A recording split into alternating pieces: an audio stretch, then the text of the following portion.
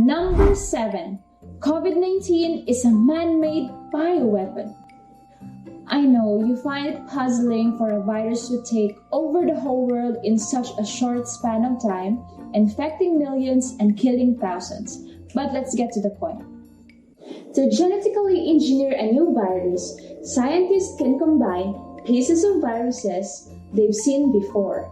In case of a genetically engineered coronavirus that was designed to infect humans, the bulk of its genetic material, its backbone, would come from SARS or a close relative we've seen before. But the backbone of COVID-19 doesn't look like any disease-causing virus, and other key parts of the virus are new and distinct.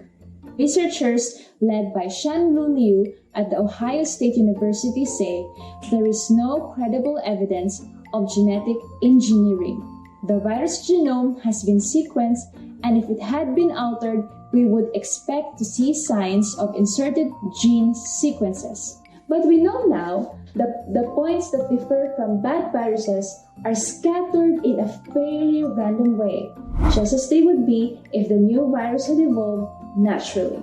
It is more likely that SARS-CoV-2 is a recombinant coronavirus created in nature between a bat coronavirus and another coronavirus in an intermediate animal host. If you find this video helpful, don't forget to subscribe, click like, and share with someone who needs to know about it. I'll see you next week on another video about coronavirus up close and evidence-based.